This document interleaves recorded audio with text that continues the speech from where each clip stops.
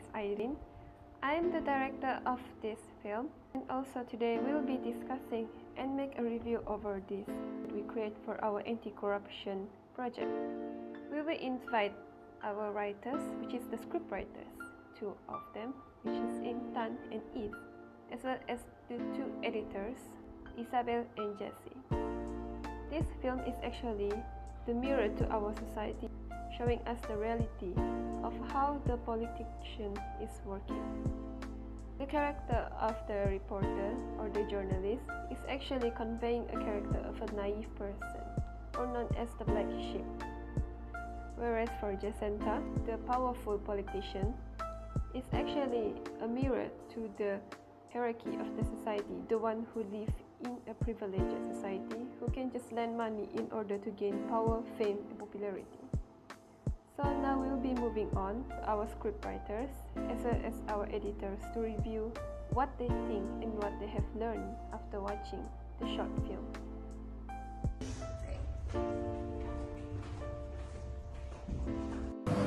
Rasuah merupakan salah satu jenayah yang serius, merosakkan integriti individu serta sistem sosial dan politik sesebuah negara.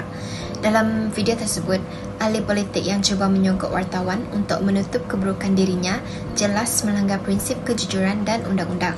Wartawan yang menerima wang sogokan turut bersalah kerana membenarkan dirinya terlibat dalam amalan ini. Situasi ini mencerminkan betapa bahaya rasuah bukan hanya kepada individu tetapi juga kepada masyarakat yang bergantung kepada kebenaran dan ketulusan.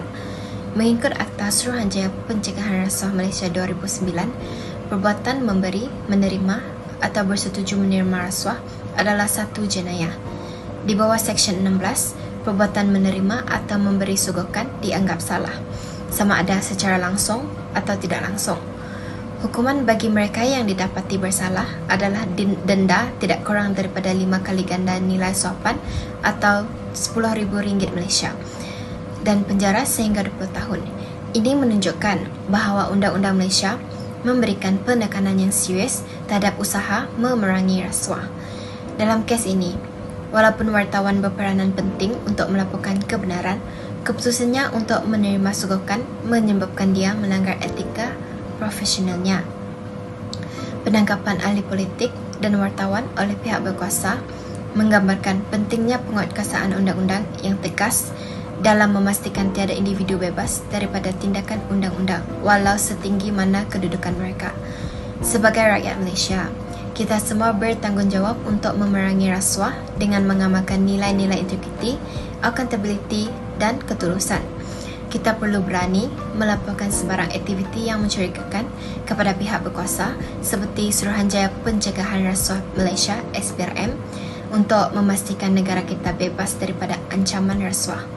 Dengan cara ini, kita dapat membina masyarakat yang adil, amanah dan berdaya saing demi kebaikan generasi yang akan datang.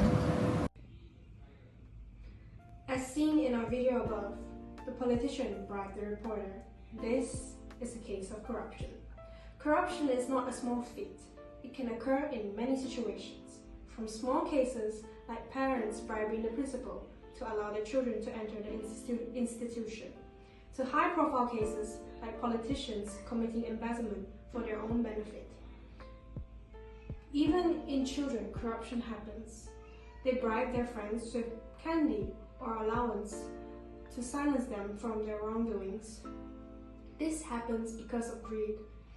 Having earned money the easy way, they are tempted again by greed if not caught red-handed. To prevent corruption from happening, children must be taught financial education from an early age so that children will understand the factors of committing corruption. For higher and happening cases of corruption, authorities must take firm action and protect the whistleblowers from being harmed. Walaupun rasuah itu salah, kenapa pun Dia bukan rasuah. Dia bukan rasuah. Kenapa pun masih Dia melakukan bukan. Apakah itu rasuah? Secara umumnya, rasuah merupakan perbuatan sama ada memberi atau menerima sesuatu suapan yang berbentuk wang tunai atau barang berharga sebagai upah bagi melakukan satu perbuatan yang mempunyai kaitan dengan bidang tugas seseorang itu. Kesalahan rasuah sopan di bawah Undang-Undang Malaysia biasanya dikenakan di bawah Seksyen 16 dan Seksyen 17 Akta Suruhanjaya Pencegahan Rasuah Malaysia SPRM 2009 atau Akta 694. Seksyen 16 Pemberian Suapan. Seksyen ini merujuk kepada kesalahan memberikan suapan rasuah kepada seseorang sama ada dalam bentuk wang, hadiah atau sebarang bentuk lain dengan tujuan untuk mempengaruhi seseorang dalam melakukan atau tidak melakukan sesuatu perkara yang berkaitan dengan tugas rasmi mereka. Mana-mana individu yang memberi atau menawarkan suapan kepada mana-mana penjawat awam atau individu lain yang menjalankan tugas rasmi boleh didakwa di bawah seksyen ini. Seksyen 17. Menerima suapan. Seksyen ini merujuk kepada kesalahan menerima suapan. Mana-mana individu yang menerima sebarang bentuk suapan dalam konteks rasuah adalah tertakluk kepada hukuman yang dikenakan di bawah seksyen ini. Sekiranya seseorang disabitkan kesalahan rasuah di bawah seksyen 16 atau 17, hukuman dikenakan melalui denda atau penjara atau kedua-duanya sekali.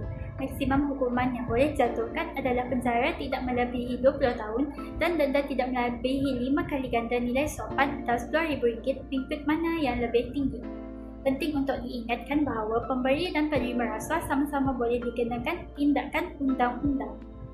Referring to the video, the situation was about a reporter who is played by Jasmine that was bribed into reporting a news about a politician who is played by Jacinta. The news was to flaunt her action of helping the victim of the flood in order for the public to see her in a good light. This bribery could have been prevented if Jasmine did not hesitate to accept the bribe during their first meeting. She should have declined the offer more strictly, as it was clear that Jacinta was trying to form a partnership based on ill intention. Moreover, Jacinta should not have misused her position as a politician by intimidating Jasmine into giving a news about her welfare. She should have dedicated her own effort for the public with a good will, without expecting anything coming to her way. In short, if Jasmine and Jacinta have practiced integrity in their life, they must have known to not do or receive bribery, and they should have stood on their ground. I want to tell you one. 3, 2, 1, action. Ahli politik Jacinta. Oh my god, what? Okay, ahli politik Jacinta. Okay, action.